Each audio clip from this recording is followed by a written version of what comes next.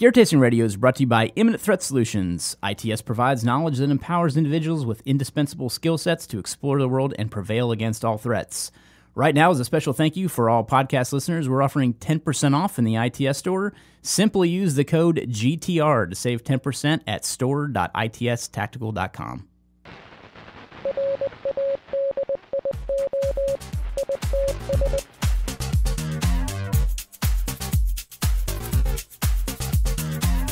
Welcome to Gear Tasting Radio, where we offer an in-depth look into the usage and philosophy behind the equipment in our lives.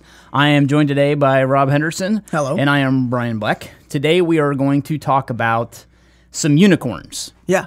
Right? So how to outfit your unicorn. Right. Don't play leapfrog with the unicorn. The premise behind what we wanted to talk about today is more or less the gear and things that we've always wanted to have, but maybe either haven't purchased for various reasons, or maybe it doesn't exist. Maybe it's some movie stuff that, because you know how movies go. They always kind of inspire gear at a certain level with you see something you're like, that was cool. Yeah. I want to do that. I mean, for instance, we were talking about some things that we were going to talk about a little bit, and we mentioned, those inflatable backpacks that have avalanche protection, which to me maybe existed a little bit before the James Bond movie about that, but and I'm pretty sure it was for your eyes only. Okay, I think with Roger Moore, where he inflates into a big ball and protects like him from an avalanche. It was funny because it was on both of our lists independently before we compared. It was like, avalanche backpack, me too. Yeah. Shit. I've always wanted to try one of those, but I never want to be in an avalanche to have to try one. And it's like an emergency piece, so you don't want to pull it and then not be in an avalanche. Right. So it's like a double-edged sword. Yeah. The funny thing, too, is that we always swam with those horse collar type UDT life jackets in the Navy, and I always wanted to pull the string on it just to inflate it, but I've heard people that got choked out by them, so I never wanted it. It's like I wanted to do it, but I never wanted to do it. But anyway, I have plenty of CO2s for those things still floating around too, and you could do it when, on a mannequin, and then it'll cut the mannequin's head off. I've still yet to never do that, and it's like that kid in you that always wants to push the button, I always want to pull the string. Keep the mystery at bay. Right.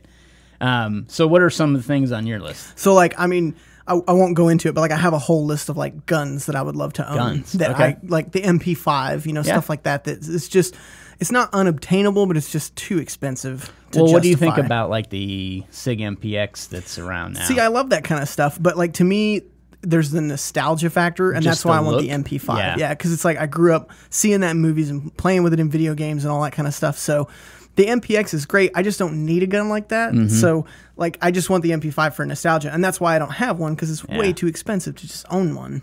I've always wanted one too, like the little room broom, like the old. I guess it's the MP5 SD, or no, what is that called? Is it the collapsible stock one from the Navy? Man, I'm gonna forget the name. It's they call it the room broom, but it's that one that's got. It's internally suppressed. Oh, nice. It's the one that fits in the attaché case. Yes. I don't remember the designation. Squeeze the handle and shoot through the case, which I think is just the coolest shit in the world. That's the kind of stuff. I would have that for sure, but anyway, I can't remember the name. It was going to kill me. Anyway, but I've always loved I've seen it probably from a movie too. Yep. But I saw someone, rocking one of those in a shoulder holster under a freaking, sport coat or something, and I got a shoulder holster not too long ago just because I thought, it is kind of practical, because I was trying to think of it from the practical side. And I mean, this is a perfect example of what we're kind of talking about, unicorn type stuff that you might not otherwise buy. And I recently bought a shoulder holster really because I bought a detective special, an old 38. So that's the only kind of holster you can have. Of course. Of course. Pretty sure that's the law. Yeah. But I've always been curious about carrying a shoulder holster as a method for carry when I'm, the few times, excuse me, that I am actually wearing a suit or a sport coat or something like that. And I put that thing on with the current sport coats I have, and it just prints like a son of a bitch. Well, that's because you need your 90s floppy suit. I know, right? It's I need to go get it tailored for a gun. It's what do? You go into Nordstrom and say, hey, I'd like to get this let out for the holster I have under here. Exactly. Yeah, because the modern cut doesn't can you go into the changing room and go ahead and put on the holster, and then we'll cut? Yeah, it'll be awkward. How do you do that? But I don't know. Are there tailors for I've seen guns? Some tailors that are gun friendly. I know I've heard about some people sewing dowel rods into their jackets so that they can flip them out faster and stuff like that. But I think a lot of older people use the shoulder holster. I'm not saying like elderly people use shoulder holsters, but I'm almost 40 now, buddy. It's an old school holster. I wear one in like wintertime with big jackets if I know I'm not going to take my jacket off. Right. The problem is when you get stuck in a place where you need to take your jacket off and now you can't. See, that's the problem. Right. But I feel like you would run into that same thing wearing a sport coat with in the waistband holster or even appendix. Some of the crossbreed ones, you can like tuck in around if you have a loose shirt. It goes back to like your clothing has to be loose. You can't have that thin profiled stuff. It won't work. Right. So your only option at that point is like thunderwear. I think that, maybe they've lost popularity like shoulder holsters because in the 80s people wore baggier stuff. And I think maybe it wasn't that big of a deal. But I don't know. Nowadays, you can really tell when someone has a sport coat that doesn't fit them. I mean, I don't know if it's just getting older, and now that I've bought a sport coat, I've got the eye for it. Maybe looks like I don't you're wearing know. your dad's suit, right? Like just the tips of your fingers just sticking out of the cuff. I'll yell at the TV sometimes, like that dude needs a suit that fits. Look at that. Get a suit that fits. Yeah, I don't know. That's a good question. If a tailor could kind of go around that, but still keep the cut, that's interesting. Yeah. But yeah, I'm sure at Prince, those detective specials are not known for their thinness either. So. I think the movie that I first saw that I wanted a shoulder holster with was there was a movie with a kid. Oh man, I mean that narrows it. That's like every 80s movie. I keep wanting to say Flight of the Navigator. That's not right. There was with Jack Flash. Oh, for Christ's sake! Somebody's yelling right now. I know. Can't remember shit today. Anyway. I'll come back to that. But yeah, I mean, shoulder holsters are a perfect example. My biggest one is the Ronald Reagan shooting. That was the first time that they had seen the Uzi in public from the Secret Service guy. And so, like, Reagan gets shot, and this dude, like, steps up. Was it a shoulder holster Uzi? I think he was in a shoulder holster because he, like, pulls it out. And then all of a sudden, it's like, whoa, where did that come from? Yeah. And, like, this dude just rocking an Uzi. Nice. That was pretty cool. That is cool. Cloak and Dagger, that's what that movie was called. Okay, you've talked about that before. Yeah. Keep wanting to say The Rescue, and that was another 80s movie. Anyway, yeah. But, yeah, so what's interesting, too, is I guess if you kind of look back at movies, that's kind of where a lot of my, I guess the things that are burned into my subconscious about wanting with gear come from is probably movies growing up. I mean, for instance, like on Hudson Hawk, which is one of my favorite movies, he had a very extensive lockpick set that he didn't use he didn't even know how to use. Because now I go back, like I recently went back and watched that movie. Yeah. And he literally used 2 picks to get in the lock instead of a tension wrench and a pick. Yeah. So I was like, lockpicks in movies are kind of like, I know. And it's open. Yeah. Like, oh, okay, cool. It's so funny. You just put it in there and rattle it around. I actually just saw bit. that on Game of Thrones last night. Yeah. She has this little hook tool. She's like, I was like, oh, okay. Rattle, done. Sure. But yeah, so I always grew up wanting lockpicks, and the first set I had, I think my grandfather got me from a spy shop when I was like 12 or something like that. And, I probably shouldn't have had that at the time, but I did. And I didn't know how to use it, so it really didn't do me any good. Right. It wasn't until later on that I actually sat down and gave it enough time to actually learn how to do that skill. And by then you're mature enough to know not to pick locks that you don't own. Yeah, but along those lines, too, in Hudson Hawk, they're breaking into places to steal these Da Vinci pieces of art. And he uses this suction cup device that has a kind of a rotating bar in it with a glass cutter. Yeah. So he kind of like scores out a circle and basically punches it out, and then they get into this building. I was like, man, that's cool. So does it shatter in a circle?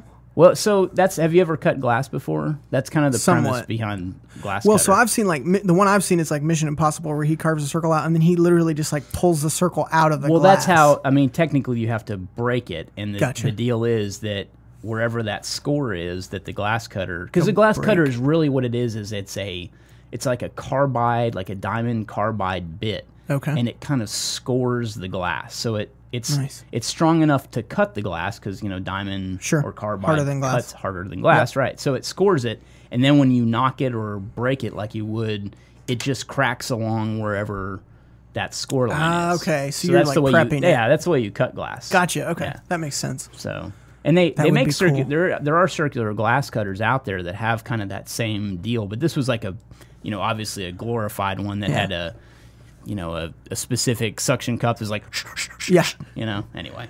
I mean, I always thought that was neat. That's the thing of the movies is everything that I get, I always expect it to be smaller. Like, you know, when James Bond rappels from his watch, it's like, how much rappelling line can you actually put in? It's like 6 feet.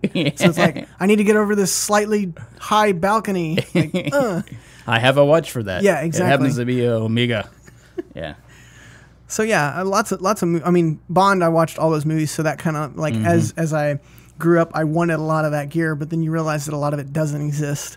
But then I see gear that's like that exoskeleton thing. You said it was called the Talos program. Yeah. That the I SOCOM want, program. and obviously like that's not available to civilians, but that looks so cool. Well, I first heard about that a couple of years ago. I was at some briefing, and they were talking about the Talos program, and I was like, "What's that?" He's like, "Oh, it's the Iron Man suit." And I'm like, "We're literally making an Iron Man suit? Tell me more." Yeah, this is real. Yeah, but that's really a government project right now that SOCOM's working on is basically the Talos program, which is kind of like I guess you could call it an Iron Man suit, but it's starting to be more of like an exoskeleton thing first, which is, you know, enabling somebody to move without, you know, damaging themselves. Yeah, and from what I've seen, it's like a pack frame on steroids. Right. So it's like the pack frame sits on your hips and carries a lot of weight. This is like it sits on the frame. So you're just like, oh, that's so cool. Yeah, it's going to be interesting to see what happens. I want to say they've said they're supposed to have something to,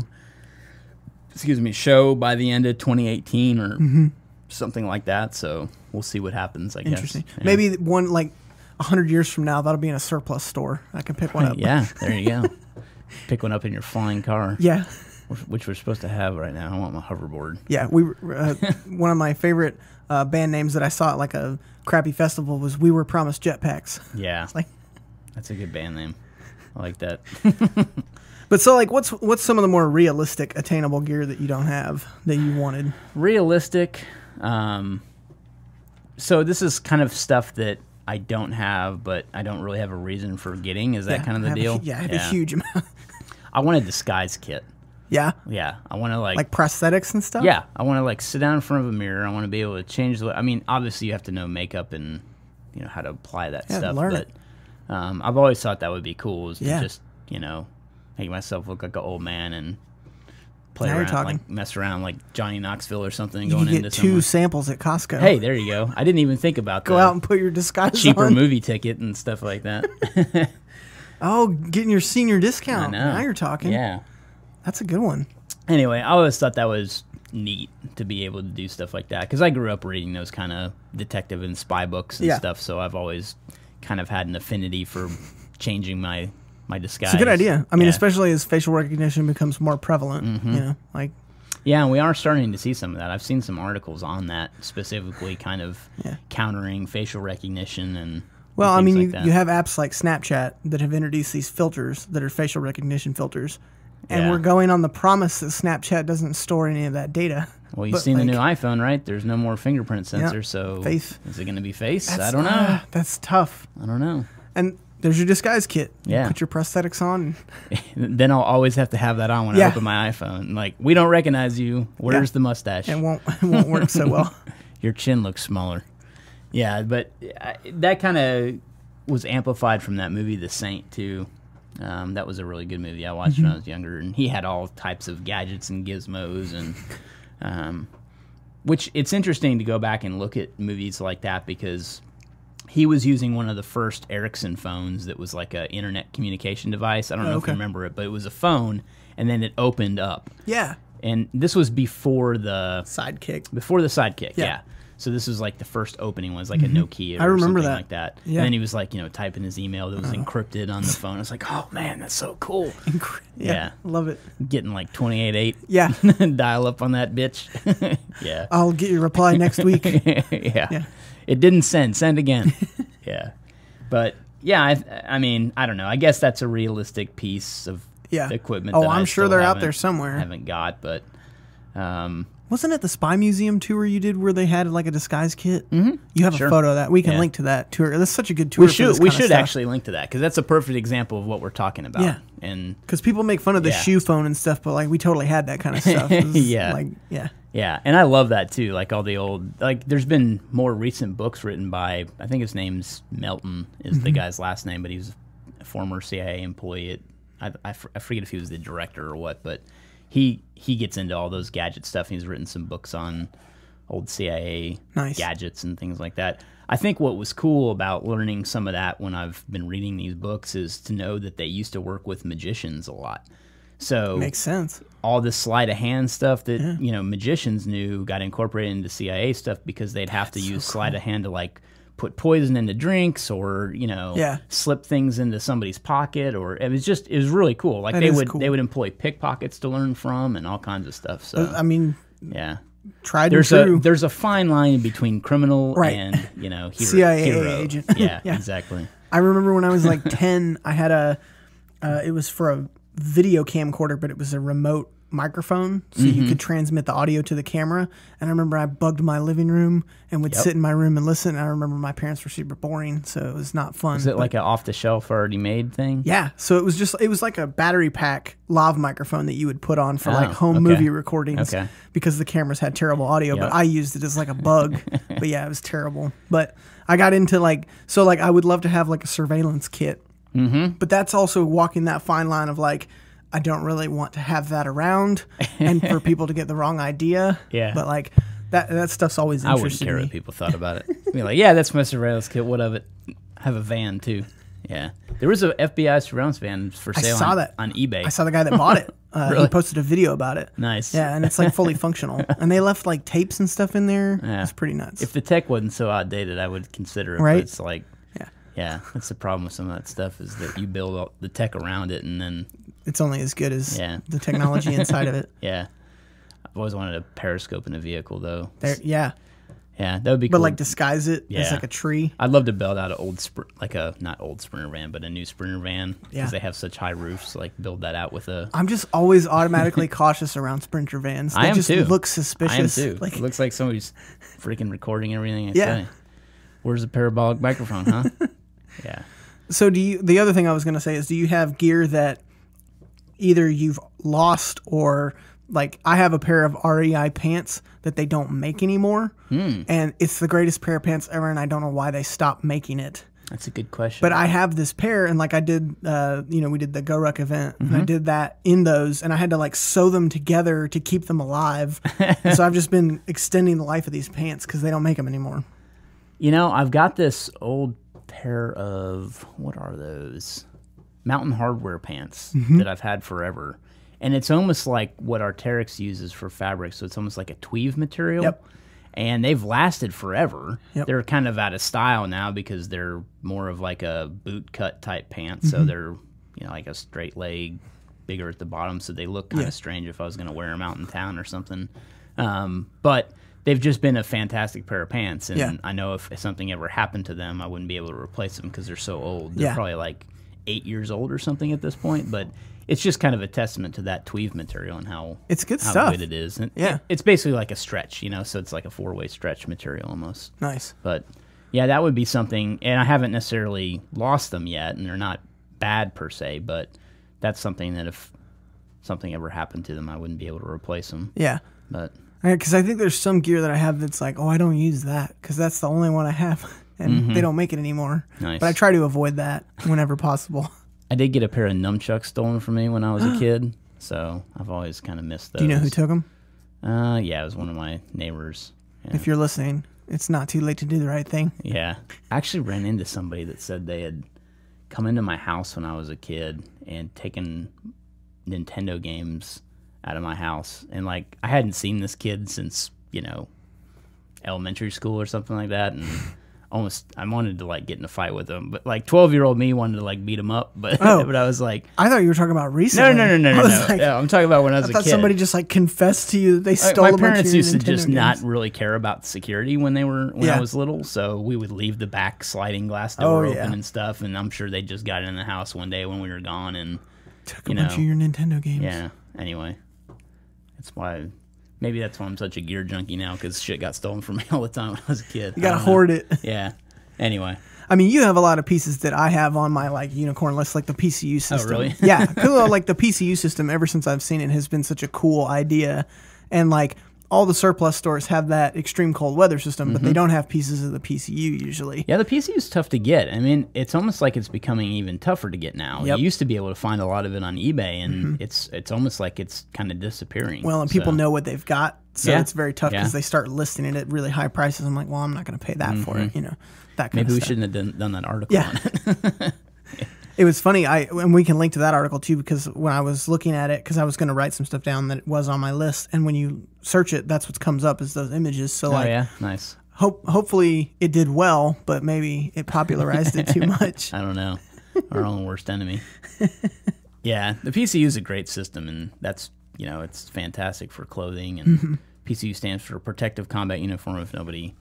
If somebody's out there that doesn't know what that is, and we'll link to it in the episode intel too, because it's kind of cool to learn about. It's a 7-layer system. All the layers are not worn at once. That took some. I thought, contrary to popular belief, man, you're gonna be got this like Michelin man walking around. Yeah, but that's a great uniform system for cold weather stuff. Let's see. I'm trying to think if there's anything else that's kind of along those lines. Because a lot of the stuff that I see, I follow a ton of different accounts on Instagram, and there are a lot of guys that clone rifles, and so like those old Insight flashlights are super valuable because they don't make them anymore, and so that's the kind of stuff. But I try to stay away from that gear as much as possible because I do want to be able to replace it if I use it and it breaks. So I don't want to buy something that's unobtainium and then it gets broken and like, oh, now I have to either buy another one or find an alternate. I'm sure one of these days somebody's going to open some type of museum that has replicas of all those firearms that have been used in the last decade to 20 years or so. Because there have been a lot of interesting advancements in weapon technology and different ways to configure guns. And it's definitely interesting. I've also always wanted to do that, and when we have the poster up in the shop, but that SOP mod poster, I've wanted to recreate that, but in actual parts. I think that would be such a cool thing to have on your wall, is just literally all of the stuff laid out exactly how it is. That would be cool, man. But it's like uber expensive to do that, because a lot of the stuff that they have on there is that rare, not made anymore type stuff. Yeah, there's like old night vision pieces on there. There's old PEC 2s. Even going down to like the Knight's armament rail that goes on it. Those are super valuable right now. And even the rail panels from those Knights are super expensive. And so if you have those kicking around, put them on eBay. I don't even understand why, but yeah, that's the thing about some of that stuff is that it's just the rarity that drives price, not necessarily its utility. It's not the best rail cover in the world. It's just the rarity, and people want them to do the cloning. Yeah, price does not mean quality. Yeah, for sure. Okay, so we have a question that came into us. Okay, from Mike L. He says, "Hi guys, I have a few 14ers on my bucket list, but Fort Worth, Texas is not exactly up there in elevation, pun intended." I don't know what pun he's making, but any recommendations for training at about 650 feet, but preparing for 14,000 feet and equipment needed? Thanks. So, I mean, I did that. You trained around here, right? Yeah, and I was, doing a lot of stuff in this area at this elevation, and then went to Colorado and climbed a couple. But the biggest thing is giving yourself time to acclimate at altitude. So, and that's more of the advice I'll give first. Then we can get back into the gear-related part of this too. But, I would say to make sure you have at least 3 to 4 days to acclimate once you're somewhere around the elevation. So meaning wherever we were, Colorado's the mile-high city. So, I mean, or Denver's the mile-high city. 5,800 something feet. Yeah, 5,280 is a mile. Okay. Yeah. So... And it's actually more elevation than that as you get, further west into the mountains and stuff. And where we had gone to base camp at was roughly... So I actually stayed with a buddy the day before we even drove out to that area because the elevation where we were staying, I found out, was like 8,000 feet. So I was like, I really need like a day probably to acclimate at a little bit lower altitude before I head out to 8,000. And I was glad I did because I stayed with a buddy near... in Arvada, which was a lower elevation than that. I'm sure it was more than a mile, but anyway. Sure. So I stayed there for a day, made sure I got out and did some activities and stuff, and then I went out to where we were staying. This was, what was the name of that little town? It was so cool there, too. Is it the one you did the climbing trip? No, it's when I went on the GORUCK Ascent. That's where we stayed at base camp. At base camp there. Yeah. Anyway, so we stayed there for, I believe it was a day and a half. Probably we spent at that altitude. And Mike Mike and I, before we even went there, we went and climbed out at St. Mary's Glacier. St. Mary's? No. Anyway, there's a mountain called St. Mary's, and I think the elevation was probably up to 9, 10, something like that. So definitely up there. Yeah, and we did a climb and then quickly came down, and then we went out to that elevation. We were there for probably a day and a half before we actually went out to base camp where we left from to actually climb the 14er. So gotcha. Being able to acclimate is really important because even with that, I still had AMS issues on the very first 14er we climbed. And so, AMS is? Altitude mountain sickness. Okay. So that's like, severe headache, like you just can't even move. It's really tough. And it's the first time I've ever had that. And I thought my, training that I had done and the acclimatizing that I'd done would not be a factor for that, but it wound up being a factor. Interesting. So okay. The first mountain we climbed was Belford, and we were supposed to transition over to Oxford, there's this little saddle that goes over to, so you can kind of knock 2 14ers out almost at the same time without having to climb 2 separate mountains. So that's what the group we were with did, and I couldn't make it over to Oxford, neither could Mike, but there were a lot of people that had AMS issues that day. So I honestly don't think there was any more than like 2 or 3 people that did the saddle over to that. But either way, we came down from that, and we waited a day at base camp, and then we went out again.